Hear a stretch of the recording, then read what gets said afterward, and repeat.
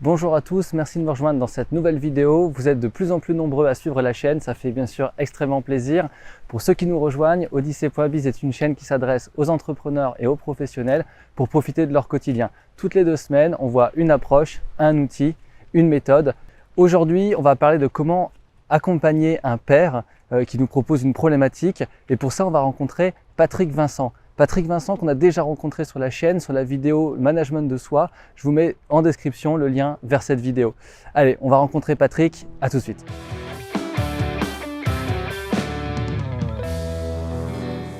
Bonjour Patrick. Bonjour Pierre-Marie. Alors tu es commandant instructeur dans l'aérien et tu travailles sur une méthode d'accompagnement par les pairs. Aujourd'hui, si quelqu'un m'exprime un besoin, je peux tout simplement lui dire à ta place, je ferai ça. En quoi ton approche est différente ? Alors tu peux lui donner un conseil, c'est pas interdit, mais ce qui est attendu aujourd'hui, c'est plutôt une logique d'accompagnement, une posture coaching, on appelle ça, une posture de coach, c'est-à-dire permettre à la personne de trouver ses solutions et pas simplement d'appliquer un conseil qu'on lui donnerait.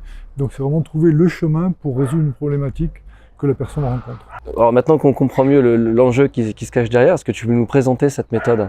Bien sûr, avec grand plaisir. Bon, tu te souviens, je vous ai présenté la méthode management de soi. La pédagogie de la main, exactement. C'est un peu le même processus, sauf qu'on va changer un petit peu l'axe. Donc là, on va être sur le management de la relation. Et l'idée, c'est de comment permettre de suivre un processus qui est un peu le processus de coaching, le processus d'accompagnement, qui garantit qu'avec ces étapes-là, on va vraiment aider la personne qui a une problématique. Donc tu te souviens des étapes, on commence par le pouce.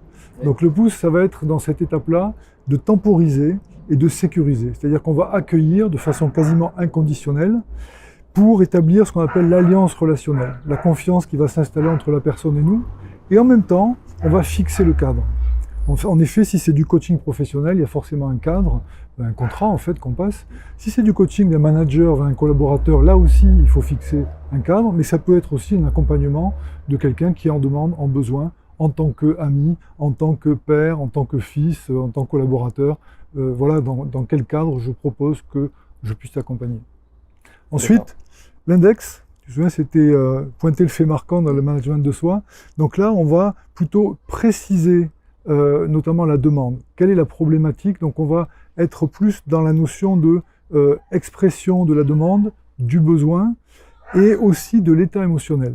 C'est-à-dire que dans quel état la personne est émotionnelle, parce que si l'état émotionnel est trop fort, on ne peut pas engager le processus. Donc il faut d'abord apaiser l'émotion pour être capable ensuite d'engager le reste du processus. Donc c'est vraiment cette dimension d'identification et de précision de la demande, de la problématique et de l'état émotionnel.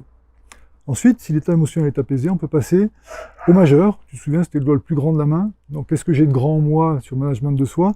Là, on va aller chercher tout ce qui est lié aux opportunités. C'est-à-dire qu'on va projeter, on va engager l'énergie positive vers une solution.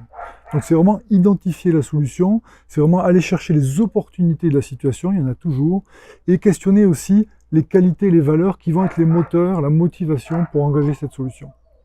Mais il faut être équilibré, donc il faut aussi une vision des menaces et des erreurs potentielles. Donc là, on est sur l'annulaire, c'est vraiment la notion de challenger et progresser. On va challenger le sujet, la solution éventuelle, donc on va aller chercher tout ce qui est lié aux freins, les obstacles qu'on peut rencontrer.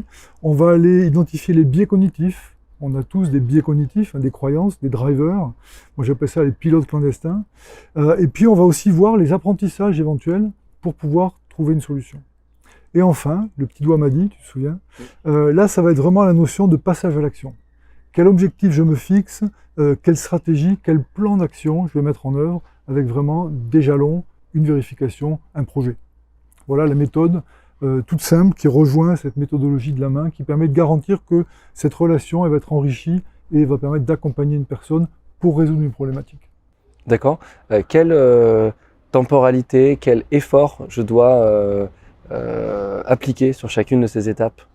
Alors c'est difficile de fixer une temporalité parce que ça dépend de la problématique. C'est-à-dire qu'on peut imaginer que dans une conversation amicale, le processus se fasse presque naturellement en une conversation de 10-15 minutes, et ça pourrait suffire, entre guillemets. Après, si on veut vraiment le faire dans le cadre professionnel, et notamment dans les entreprises, c'est ce qu'on attend d'un manager, une posture coach, mais aussi d'un collaborateur, puisque nous, on a parlé de management par les pairs. Bon, mais là, on est sur un processus où on fixe, en gros, 3 entretiens entre 1h et 1h30. Et normalement, on doit pouvoir trouver déjà des solutions, engager un plan d'action dans ce cadre-là. Maintenant qu'on a compris comment se constitue cette méthode et la temporalité, quel type de problématique on peut adresser avec?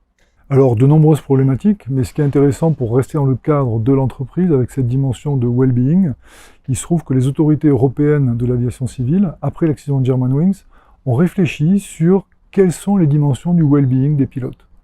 Et si tu veux, on fait une prochaine vidéo sur ce sujet-là. Allez, chiche. Alors, on a fait beaucoup de références à la vidéo précédente, donc je vous invite bien sûr à la voir, à la découvrir pour voir cette méthode de management de soi si vous ne l'avez pas vue. Et puis, je vous invite à surveiller les prochaines vidéos parce qu'effectivement, dans ce cas-là, on traitera de cette problématique du well-being. Et bien, je vous dis à très bientôt.